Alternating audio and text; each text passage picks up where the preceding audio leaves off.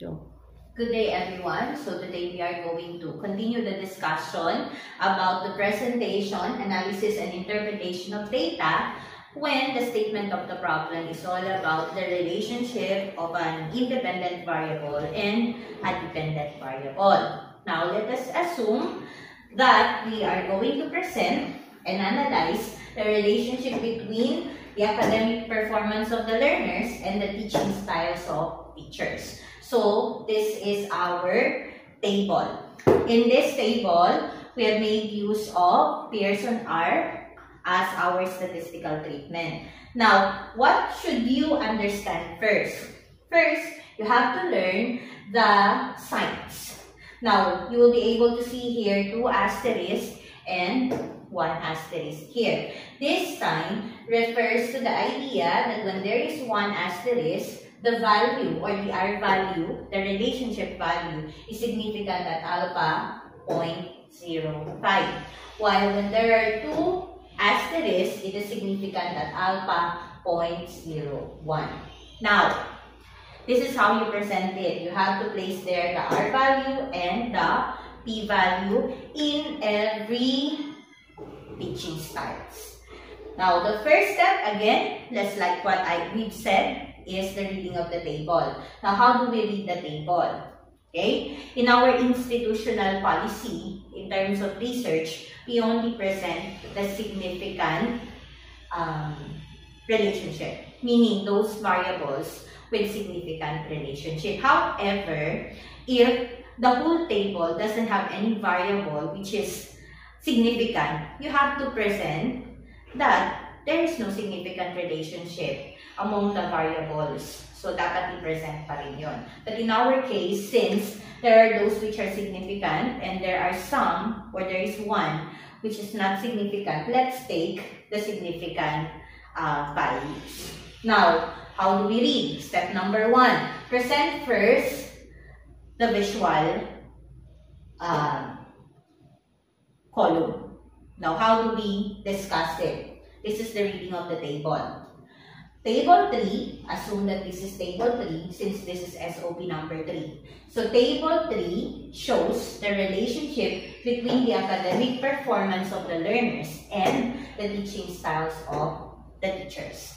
Finding shows that there is a significant relationship between the visual teaching styles of the teachers and the academic performance of the learners, since the R value, which is 0.536, is significant at alpha 0.01, since the P value, which is 0.002, is less than 0.01.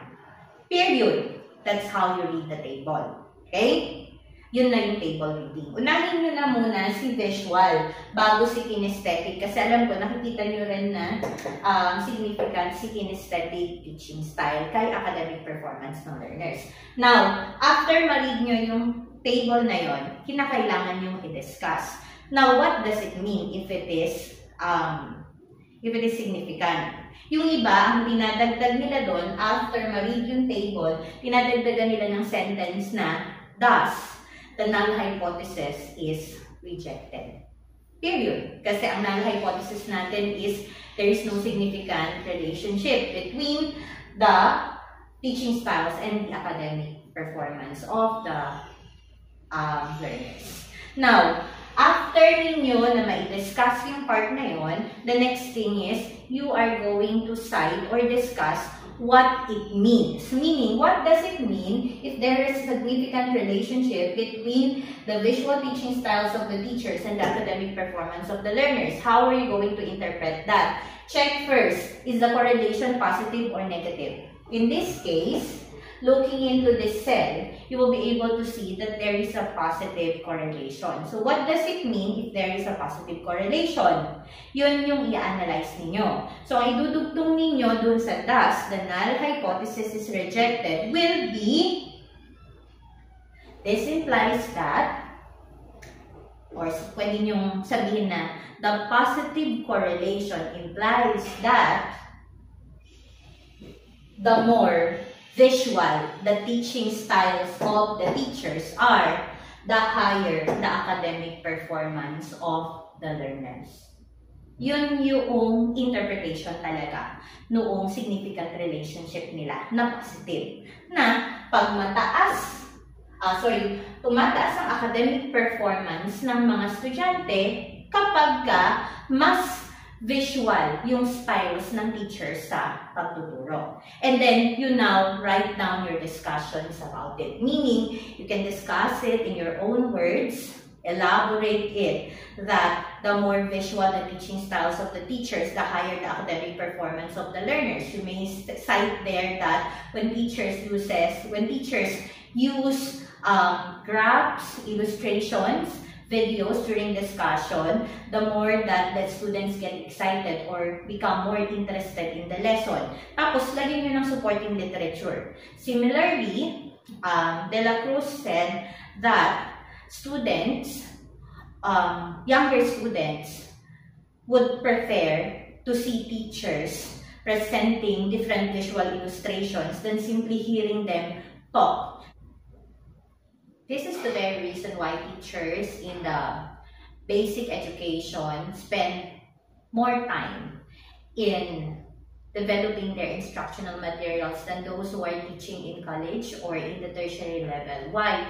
Because learners who are younger are more of visual learners according to Solomon 2023. This is particularly true to teachers who are in the basic education. They are spending time to develop their instructional materials because according to Solomon, younger learners are more of the visual learners because they are more confined with their senses and they get to be excited seeing different colors, different movements, and different designs. While in college, it is somewhat different because according to Bloom, college students are more of the symbolic type of learners. But still, even if it is symbols, those are still visual. So now, after the visual learning style, the next thing that we are going to discuss is the third column. We will no longer discuss the auditory column. But you have to remember that when the correlation is negative, it would mean that an increase in one variable means a decrease in one. So it would mean that those who are teaching, those teachers who use more of an auditory style in teaching has negative correlation to the academic performance of the learners.